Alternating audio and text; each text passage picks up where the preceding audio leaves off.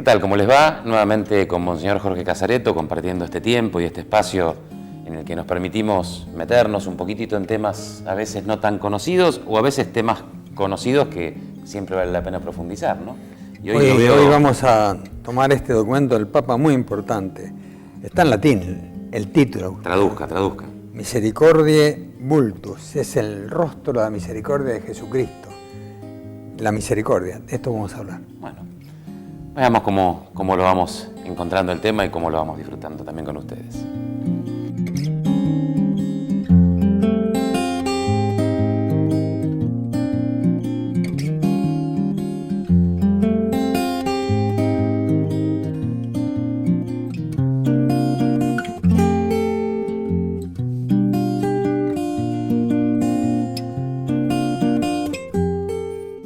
Bueno, y sobre este tema de la misericordia, hace un tiempito hicimos justamente una charla, un encuentro que compartimos con ustedes en el programa respecto de este año que propone el Papa, ¿no? Este año jubilar que tiene que ver con la misericordia. Y nos parecía bueno volver sobre el tema porque va a ser una forma también de, durante la preparación de este año, nosotros irnos preparando, porque claramente es un tema que no se puede agotar en un solo programa. Y difícil agotarlo en la vida, ¿no? Exactamente. Entonces, nos parecía lindo hoy retomar, con motivo de la publicación que nos trae Monseñor, este misterio, como expresa la Santa Sede a través de la voz de Francisco, este misterio de la misericordia, que es un misterio a veces que todavía sigue siendo misterioso para nosotros. Exactamente. Yo creo que lo que el Papa ha querido, este es el documento, es una bula de convocación, ¿no?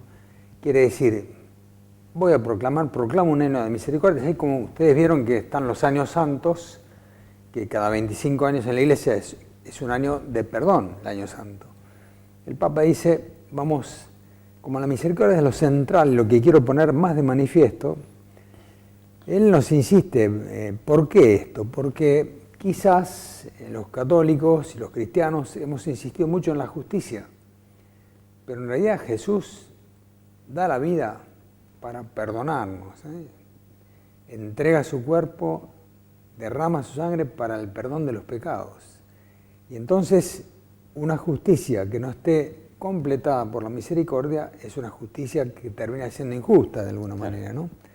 Y acá está la clave de por qué el Papa dice, bueno, quizás como Iglesia hemos insistido tanto en la justicia, hemos insistido tanto en las normatividades, que no es que estemos anulando nada, porque mismo Jesucristo, de alguna manera, haciendo la comparación a Jesús, se le dice, pero ¿usted viene a anular los mandamientos? No, dice, yo no voy a cambiar ni una i ni una coma de la ley, pero sí le voy a dar un sentido nuevo al cumplimiento de esa ley. No voy a poner nada más que el cumplimiento externo de la ley como la normatividad de los cristianos, sino la interioridad, ir a la esencia de lo que es el Evangelio, ¿no? Y la esencia del Evangelio es que Dios quiere perdonarnos, que Dios es un Padre que nos perdona. Y bueno, esto a veces no lo ponemos como primero, lo ponemos como una especie de consecuencia de todo un proceder y de todo un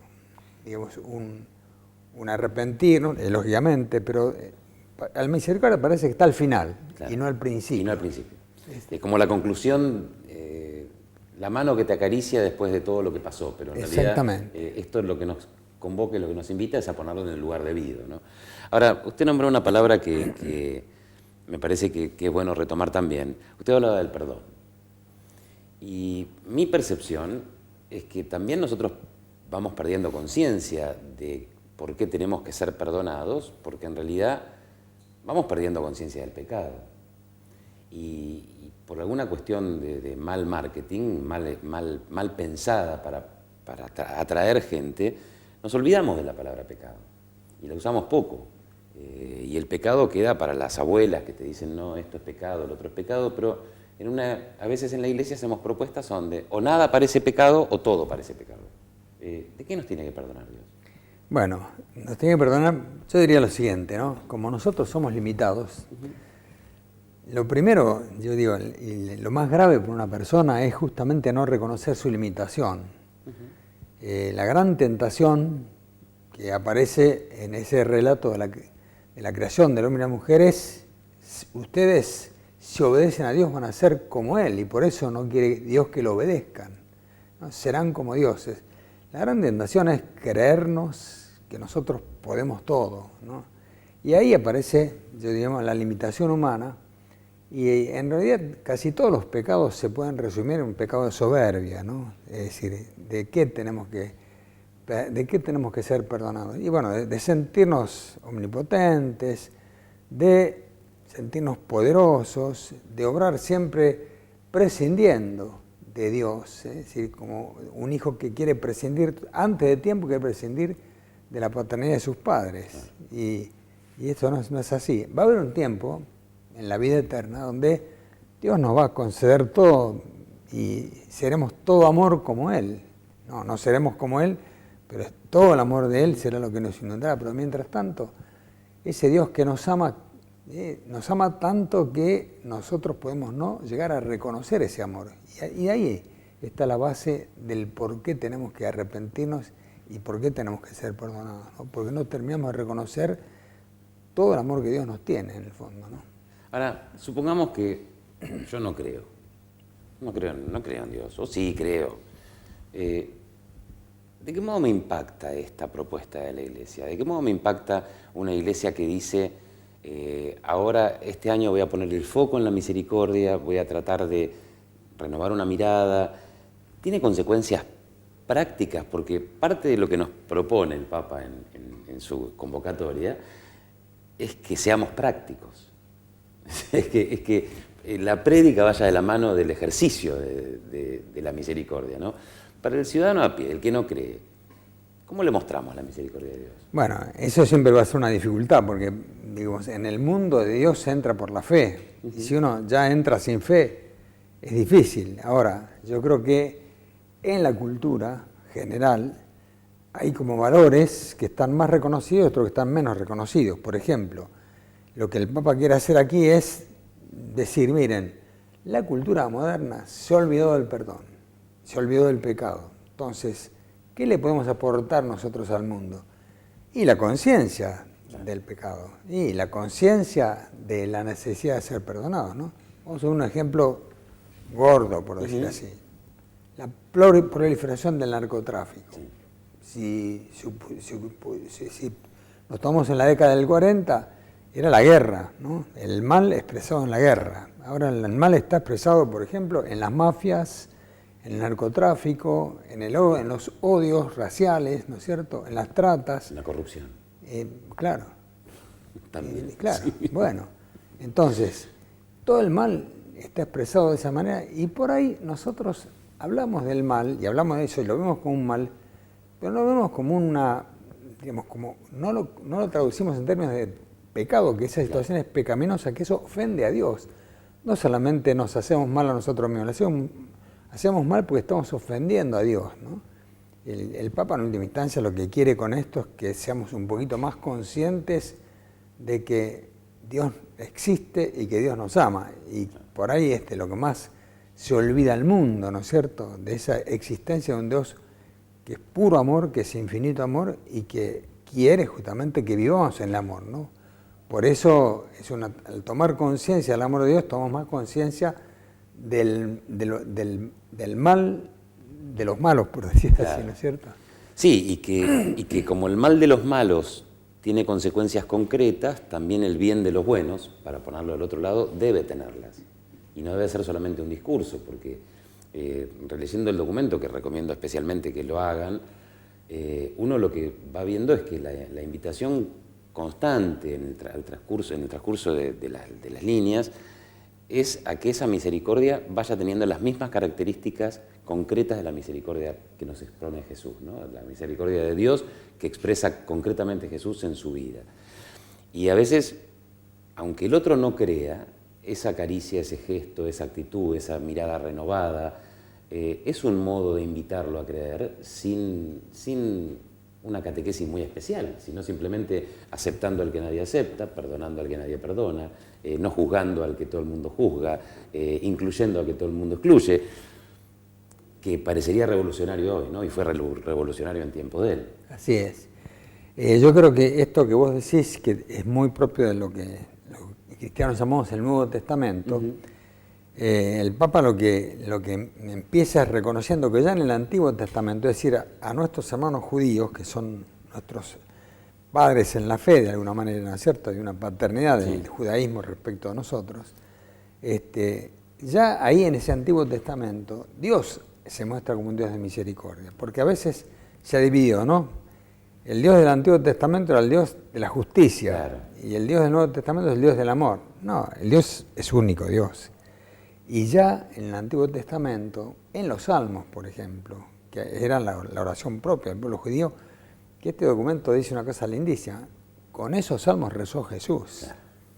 El mismo Jesús rezó con esos salmos que rezaba el pueblo judío, ¿no? Y esos salmos hablan de eterna es tu misericordia. Hay salmos hermosos donde se va repitiendo: demos gracias a Dios porque eterna es tu misericordia, eterna es su misericordia. Es decir, el tema de la misericordia está claramente presente ya en el Antiguo Testamento, ¿no? Bueno, cuando viene Jesús, eso que era un término o que se recitaba se personaliza. Y Jesús, podemos decir, es la misma misericordia divina, ¿no? Que se hace rostro humano. Por eso dice el rostro de Jesús es el rostro de la misericordia. No es un concepto, sino que es un Dios presente que como tal es misericordioso. Entonces la misericordia presente en Jesucristo, todo el amor de Dios presente en Jesucristo, para, bueno, convocarnos a todos nosotros a seguirlo, ¿no? Claro, y misericordia que hoy sigue presente en Jesús y del modo en el que Jesús quiso estar presente, ¿no? Que es a partir y a través de nosotros. A través de nosotros, exactamente. A través de las comunidades, a través de sus iglesias. Y eso es lo que a veces nos cuesta a nosotros percibir como oportunidad, como responsabilidad y como propuesta. Pero esto seguimos en la próxima. Dale, vamos a la próxima.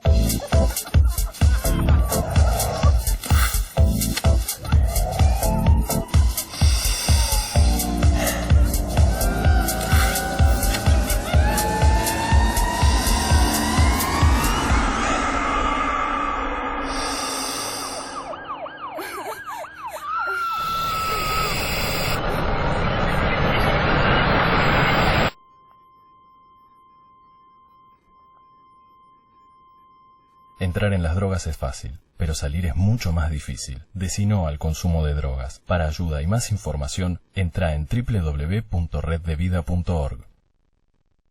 Es un mensaje del Consejo Publicitario Argentino. Dicen que el rostro es el reflejo del alma. Un alma llena de vida. Que lo cumpla feliz, que lo cumpla feliz, que lo cumpla Martín, que lo cumpla feliz. Hagamos felices a nuestros abuelos. Hogar Marín, Hermanitas de los Pobres, San Isidro, Argentina.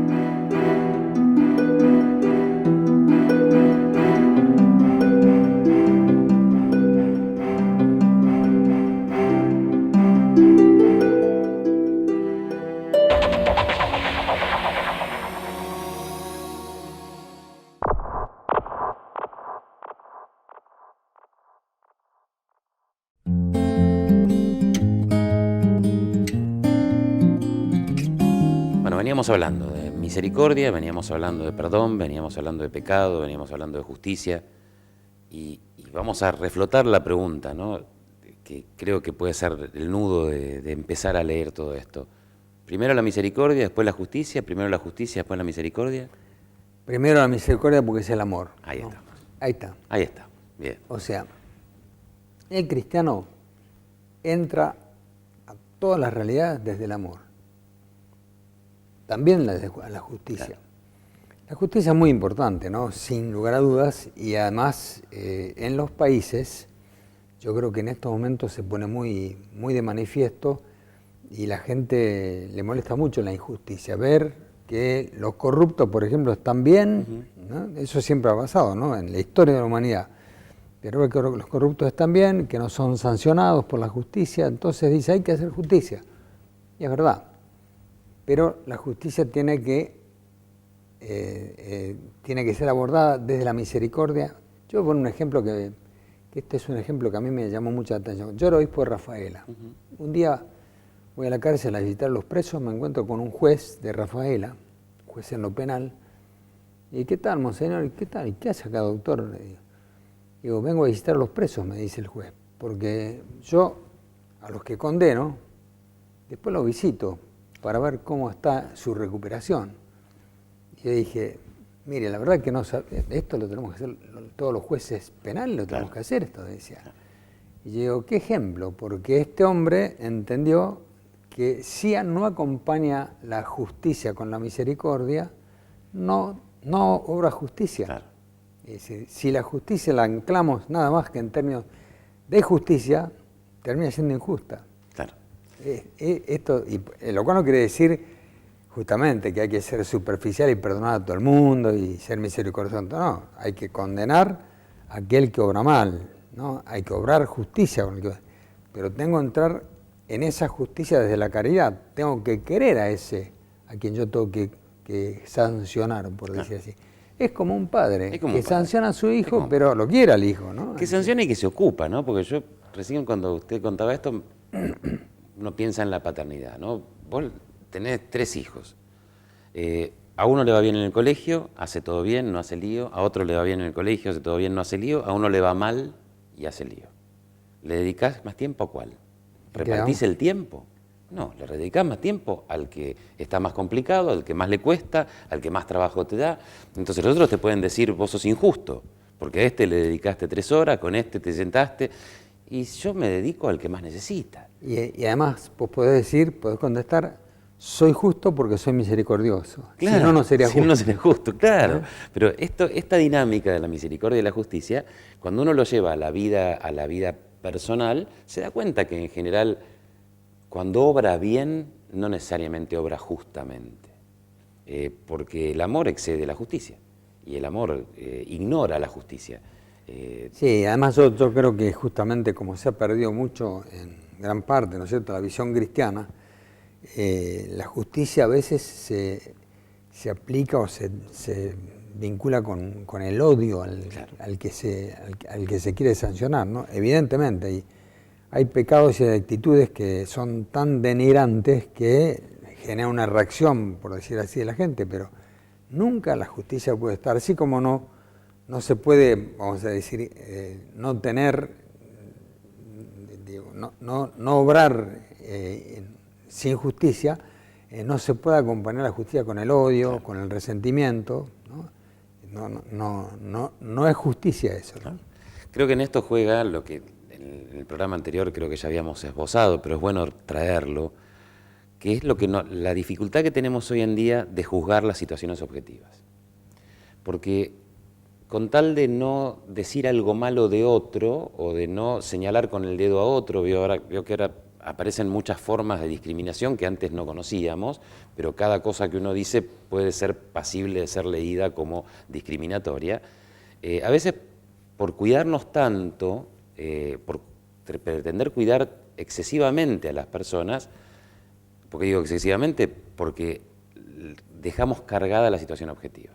Entonces, si uno habla de un ladrón, tiene 2 momentos esa persona y esa vida. Una cosa es lo que hace, que está mal, y otra cosa es lo que es. claro, que es el sujeto de la misericordia. exactamente.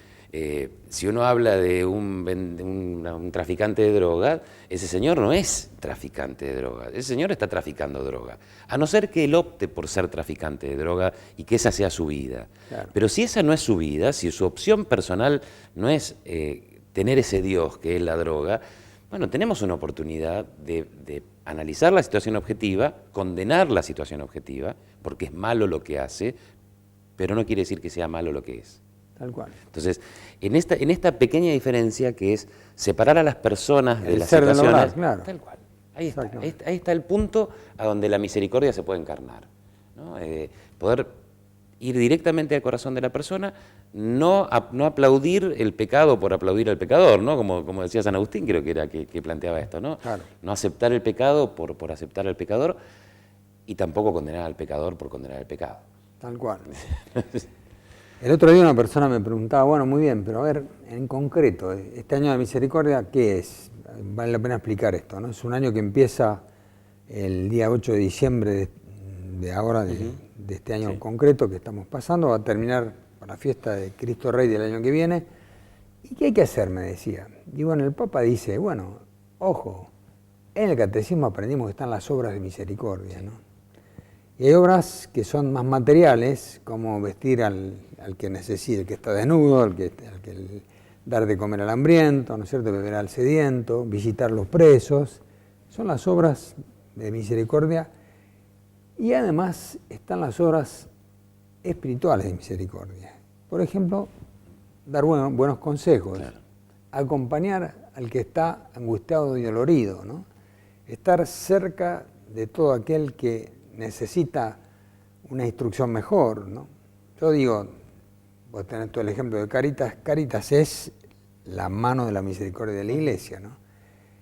Hoy en día, por ejemplo, en el caso nuestro concretamente argentino, todo el tema educativo es un tema también que tiene que ver con la misericordia, porque estamos con carencia de educación, no estamos en el mejor momento argentino en el campo educativo, ¿no? Dar trabajo. Un empresario que en vez de muchas veces, ¿no? Sí, yo conozco empresarios que tienen esa mentalidad, vamos a tratar de que nuestro objetivo sea dar más trabajo a la gente, ¿no es cierto? Y qué bueno sería en tiempos futuros políticos argentinos que todos pudieran tener trabajo y trabajo digno, ¿no es cierto? Este año de la misericordia tiene un mensaje también para los argentinos en este sentido, ¿no? Sí. Que tiene que ver con realidades políticas, que tiene que ver con el amplio marco del bien común, pero todo eso tiene un contenido espiritual que está basado en esta ola de misericordia que el Papa nos propone que vivamos, ¿no es cierto? Sí, la relectura de las situaciones cotidianas, con esto que proponía San Alberto Hurtado, y creo que ya algún santo antes que él, que es, bueno, frente a la duda, ¿qué haría Jesús si estuviera en mi lugar, no? Exactamente. ¿Tengo que cambiar la máquina y echar 3 tipos o bueno, buscar una vuelta? Bueno, ¿qué haría Jesús en mi lugar? ¿Me tengo que hablar con o decirle que lo llamo? Bueno, no, me voy a dedicar un tiempo, me voy a sentar un rato. La verdad es que es un año, como propuesta de la Iglesia, lo lindo es que todos podemos aplicarlo. Todos podemos vivirlo. Hay propuestas a veces que son más difíciles, pero acá no hace falta si vas mucho a la iglesia, si vas mucho a misa, si vas poco a misa. Anda todo lo que puedas, suma horas, porque es muy importante, pero lo importante es que sientas que vos también sos parte activa de este año de la misericordia, ¿no? Que tenés las manos para poder hacer gestos. Y esto, en el lenguaje cristiano, tiene un origen que siempre es la acción de Dios sobre uno, ¿no? Es decir, yo me puedo proponer ser más misericordioso y hacer más actos de misericordia, pero en realidad lo que yo tengo que hacer es preguntarle a Dios, ¿qué querés de mí en este año, ¿no? Es decir, ¿y cómo puedo abrirme a la acción del Espíritu Santo para que trabaje en mi corazón, para que esa misericordia salga de adentro mío? Que volvemos, que no sea simplemente una acción exterior que uno cumple, claro, sino que justamente sea algo que sale de mi corazón. Y ese acto de misericordia es el que llega, ¿no? Cuando la gente es muy sensible para esto. Muchísimo. Si uno está cumpliendo un acto exterior y está queriendo como ganar méritos en la misericordia, no, se equivoca. Si uno está dejándose guiar por el Espíritu, ¿no? Que lo va llevando a estar más cerca del que sufre, de toda esta realidad que necesita del consuelo y la misericordia de Dios expresado a través de uno. Bueno, si eso sale del corazón, eso llega mucho más, ¿no es cierto? Y sí, yendo es lindo poner ejemplos a veces porque nos clarifican, ¿no? Cuando fallece un ser querido de alguien y viste, vienen y te preguntan, ¿qué le digo? ¿Qué se le puede decir? Y es difícil decirle algo, andá y haz lo que te parezca, acércate, está. Y la presencia es un signo y el abrazo que brota espontáneamente es muchísimo más que cualquier explicación. Hay cosas que no se pueden decir, que no se pueden explicar. Cuando uno se para frente a la realidad del hombre con el corazón abierto, dejando que el espíritu lo traspase y que ese espíritu vaya y venga, ¿no? Como el sonar, brota el abrazo, brota el gesto, brota la caricia, brota el tiempo. Entonces, es un año para esta apertura, ¿no? Me parece, para estar dispuestos y disponibles, como usted decía, que el Espíritu nos atraviese y la misericordia de Dios sea presente. En el fondo, yo creo que todo esto tiene que generar en nosotros un gran deseo, un deseo de ser mejores, ¿no? Es un año para tratar de ser más buenos. Y qué interesante y qué lindo que Dios siempre quiere que seamos más buenos y Él siempre nos va a dar las fuerzas para que podamos ser más buenos. Bueno, abrámonos al Espíritu para que el Espíritu pueda trabajar mucho en nuestro corazón en este año que va a comenzar el 8 de diciembre.